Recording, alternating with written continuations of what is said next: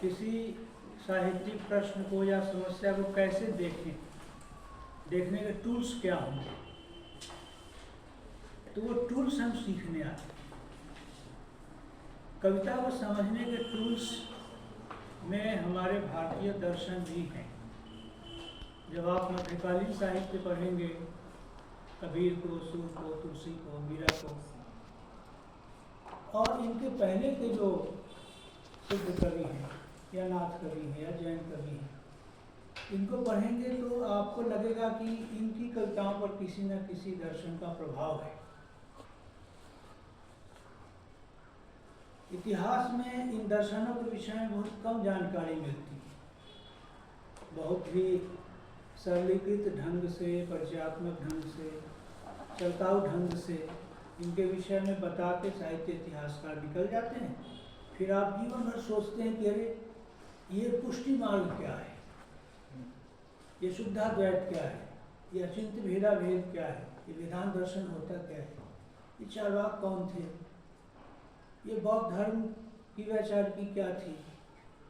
तो आप मोटा मोटी शब्दों से परिचित हो जाते हैं, लेकिन कभी इन दर्शनों के अर्थ को, अभिप्राय को, आशय को नहीं समझ पाते। इसीलिए इनसे संबंधित जो कविता है उसको समझने में आपको हमेशा दिक्कत रहती है।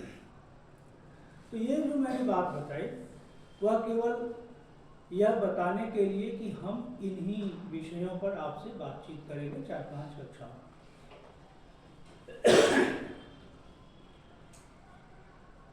आपके साथ ये हमारी पहली कक्षा है और मैं सोच रहा था आते हुए कि शुरुआत में कहाँ से करूं, किस दरवाजे से हम लोग अपने पाठ्यक्रम में प्रवेश करें। इतने दरवाजे कविता के, कहानी के, उपन्यास के, नाटक के, आलोचना के, विमर्श के, तो हम कहाँ से बात शुरू करें? कविता। फिर मैंने सोचा कि मैं आपसे एक संक्षिप्त बात करूंगा साहित्य के उद्देश्य को लेकर, क्योंकि वही वो भवन है, वही वो मंगल भवन है जिसके इतने सारे दरवाजे हैं। साहित्य हम क्यों पढ़ते हैं, साहित्य हमको क्यों पढ़ना चाहिए, ह्यूमैनिटीज का क्या मतलब है, हिंदी में जिसको मानविकी कहते हैं, वो असल में मनुष्यता का पर्याय है। ह्यूमैनिटी को हिंदी में मनुष्यता ही बोलते हैं। तो हम ह्यूमैनिटी क्यों पढ़ रहे हैं, मानविकी क्यों पढ़ रहे हैं, आखिर क्यों हमको साहित्य पढ़ना चाहिए? हम सब साहित्य के ही विद्यार्थी, तो हम क्यों पढ़ रहे हैं? साहित्य हमको मनुष्य होना सिखाता है, इसीलिए वह जिस विषय के अंतर्गत रखा गया है वो मानविकी है। लेकिन मनुष्य होना क्या है, मनुष्य हम कैसे होते हैं? जन्म तो हमारा जो जैविक आधार है उस आधार पर तो हम मनुष्य ही हैं। लेकिन क्या इस शरीर में जन्म लेने से ही हम मनुष्य हो गए? तो मनुष्य होना क्या है, मनुष्य हम कब होते हैं? जब हम जड़ताओं से ऊपर उठते हैं। ये जड़ताएं क्या हैं? वे जड़ताएं हैं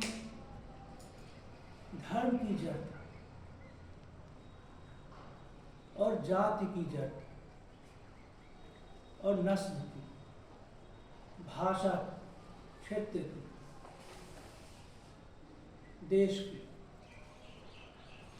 और आखिरकार विचारधारा की भी जड़ता। ये वो चीजें हैं जो हमें बांटती हैं, अलग करती हैं, हमारे बीच विभेद पैदा करती हैं। हम बटे हुए लोग हैं, बटे हुए समाज हैं, धर्म के आधार पर, जाति के आधार पर, लिंग के आधार पर, क्षेत्र के आधार पर, भाषा के आधार पर बटे हुए समाज के लोग हैं। और ये जो विभेद के कारक हैं, ये जो जड़ताएं हैं, वे हमें अलग करती हैं सबसे, एक दूसरे से, और हम सबको अलग करती है। मनुष्यता हमें इन जड़ताओं से ऊपर होना सिखाती है। बल्कि इसको ऐसे कहें कि जब हम इन बंधनों से ऊपर उठते हैं तो मनुष्य होते हैं। क्या मेरी बात आप तक पहुंच रही? जी जी। जब हम इन बंधनों से ऊपर उठते हैं तो मनुष्य होते हैं।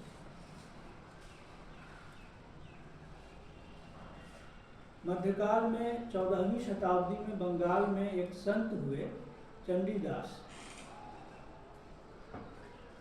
उनका एक पद है, सुनहु मानुष भाई, सवार ऊपर मानुष सत्य, तहार ऊपर नहीं। मेरे मनुष्य भाइयों सुनो, सबसे ऊपर मनुष्य ही है। सबसे ऊपर का सत्य मनुष्य है, उसके ऊपर कुछ नहीं। सवार ऊपर मनुष्य सत्य, सबसे ऊपर मनुष्य ही सत्य है। तहार ऊपर नहीं, उसके ऊपर कुछ नहीं। यानी जो मनुष्यता है वो सर्वोच्च मूल्य है। और इस मनुष्यता तक हम पहुंचते कैसे हैं? जब जीवन को बांटने वाली जड़ताओं से मुक्त होते हैं।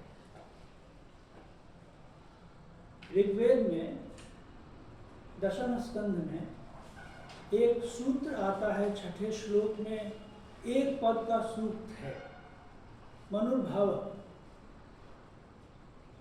मनुष्य बनो।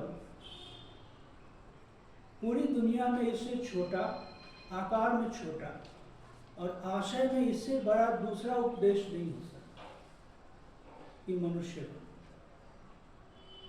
मनुर्भव। लेकिन क्या मनुष्य होना इतना आसान है? क्या अपनी जड़ताओं से ऊपर उठना इतना आसान है? ये जीवन की सबसे कठिन साधना है। मनुष्यता को प्राप्त करना सबसे बड़ी सिद्धि है। ये मुश्किल काम है। गालिब ने लिखा है ना, मिर्जा गालिब ने, यूं कि दुश्वार है हर काम का आसान होना, आदमी को ही मयस्सर नहीं इंसान। इंसानियत की साधना सबसे मुश्किल साधना है।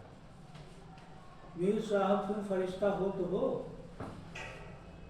मीर साहब तुम फरिश्ता हो तो हो, आदमी होना तो मुश्किल है मियाँ। मीर तक मीर का शेर है। मीर साहब तुम फरिश्ता हो तो हो, आदमी होना तो मुश्किल है। ये मुश्किल काम है। इंसानियत की साधना मुश्किल साधना है। इंसानियत की सिद्धि मुश्किल सिद्धि है। और यही सिद्धि हमें प्राप्त होती है साहित्य पढ़ने से। अगर यह नहीं हो रहा तो कहीं ना कहीं हमारे पाठ में दिक्कत है।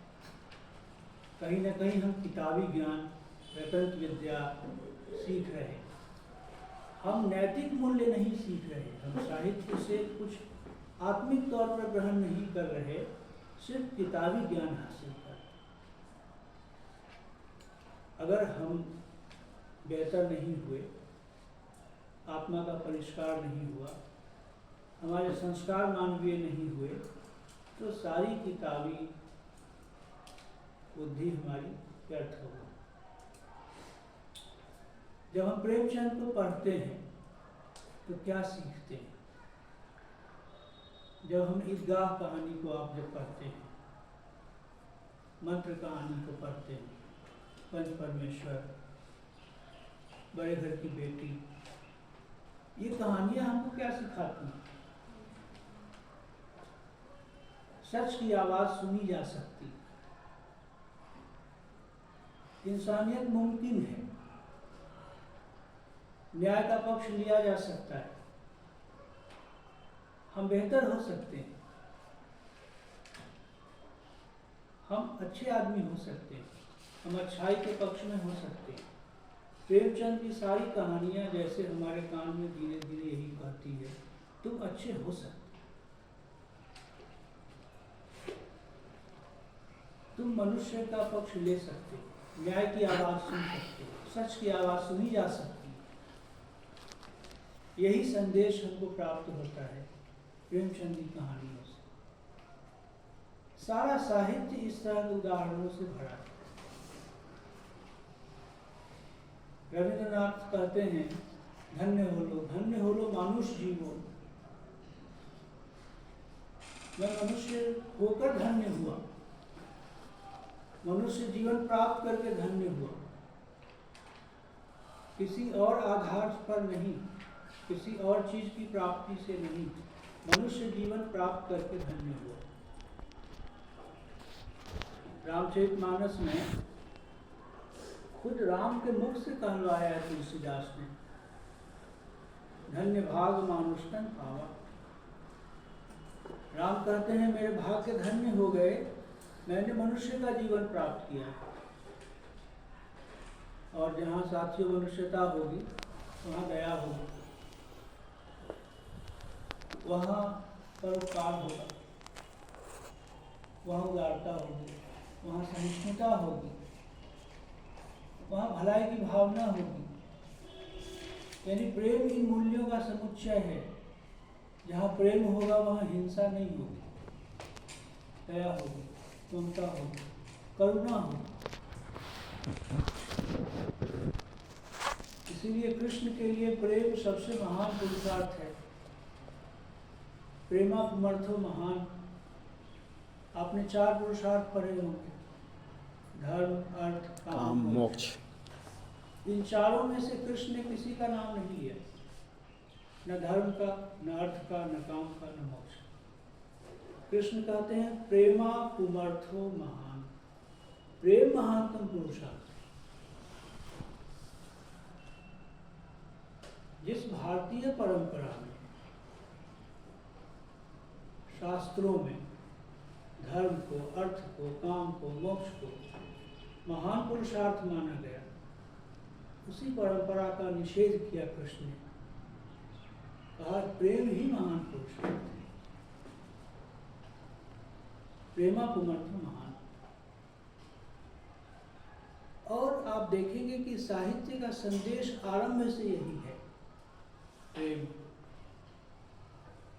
वो इसीलिए है क्योंकि बिना इसके प्रेम को आप बहुत सतही ढंग से न समझें। यह वो शय है जो हर कण को एक दूसरे कण से जोड़ने वाली शक्ति है, जो एक अणु को दूसरे अणु से मिलाती है, एक कोशिका को दूसरी कोशिका से, एक ऊतक को दूसरे ऊतक से, एक ग्रह नक्षत्र को दूसरे ग्रह नक्षत्र से, एक व्यक्ति को दूसरे व्यक्ति से। जो जोड़ने वाली शक्ति है वही प्रेम है। लिल्ला मोहब्बत का इतना ही फसाना है, सिमटे तो दिले आशिक, फैले तो जमाना है। ये प्रेम जब व्यापक रूप में प्रकट होता है तो कण कण को जोड़ने वाला दिखता है। इस पूरे ब्रह्मांड का निर्माण अणुओं के जुड़ने से ही होता है। न कागज बन सकता, न प्लास्टिक बन सकता, न दीवार बन सकती है, न मनुष्य बन सकता है। अणुओं के जुड़ने से ही सारी चीजें बनती हैं। तो जहाँ योग है, जहाँ जुड़ाव है, जहाँ आकर्षण है, जहाँ लगाव है, वही प्रेम है। तो कृष्ण जब कहते हैं प्रेम महानतम पुरुषार्थ है, तो वे किस प्रेम की बात करते हैं? वह जो पूरे ब्रह्मांड की सृष्टि का कारण है, वह जो जोड़ता है सबको, उसकी बात करते हैं।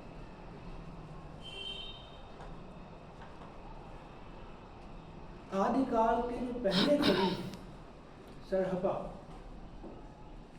उनकी एक पंक्ति है कि करुण रहिए जे सुन ही लगा, नहीं सो पावई उत्तम मक्का।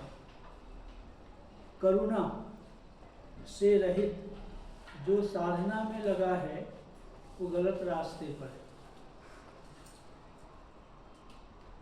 इन मूल्यों की बड़ी प्रतिष्ठा है। उदारता, परोपकार, सहिष्णुता, परस्परावलंबिता, एक दूसरे पर आधारित होना, एकात्मकता, मेरी आत्मा आपकी आत्मा से भिन्न नहीं है, यही भारतीय धर्म के मूल्य हैं। मनु ने जो 10 लक्षण बताए तो क्या है?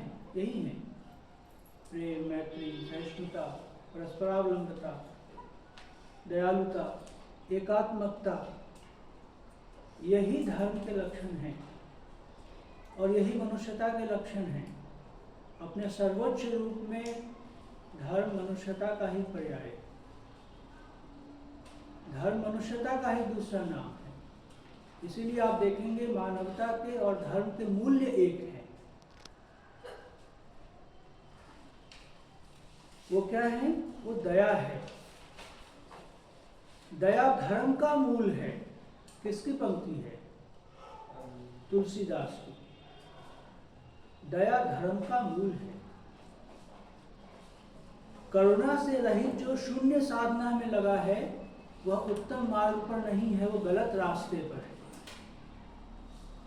करुण रहिय, करुणा से रहित जे शून्य ही लगा, जो शून्य समाधि में लगा है, नहीं सो पावई उत्तम मग्गा, उसने उत्तम मार्ग प्राप्त नहीं किया,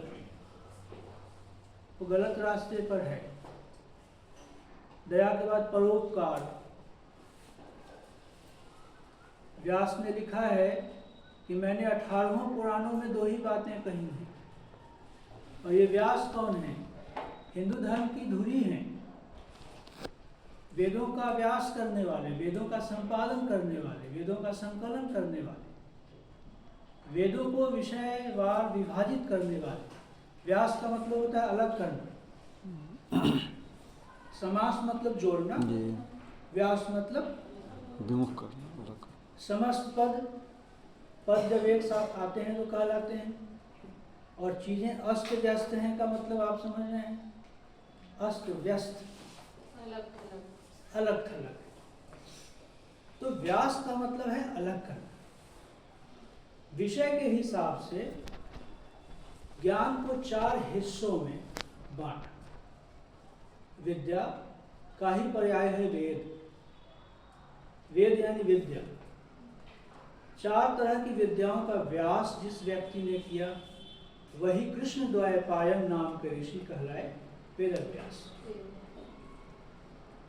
वे महाभारत के रचनाकार हैं, जिसमें श्रीमद् भागवत गीता है, और जो 18 पुराणों के रचनाकार हैं। और आप वेद को क्या, वेद जहाँ से उपनिषद निकले हैं, संहिताएं निकली हैं, आरण्यक निकले हैं, ब्राह्मण ग्रंथ निकले हैं, और उपनिषदों की व्याख्या में ब्रह्मसूत्र, इनका भाष्य सभी दार्शनिकों ने किया। ब्रह्मसूत्र से ही वेदांत दर्शन निकला, मीमांसा दर्शन निकला। तो वेद व्यास का जो काम है वो आधारभूत है, वो हिंदू धर्म की धुरी है। वहीं पर सारा जो हिंदू सनातन धर्म का पूरा साम्राज्य है वो फैला हुआ है। उस व्यास ने एक श्लोक लिखा है जिसमें वो कहते हैं, अष्टादशेषु पुराणेषु व्यासस्य वचनद्वयम् परोपकाराय पुण्याय पापाय अर्पितम्। मैं व्यास ने 18 पुराणों में 2 ही बात कही है, परोपकार करना पुण्य है, दुख देना पाप।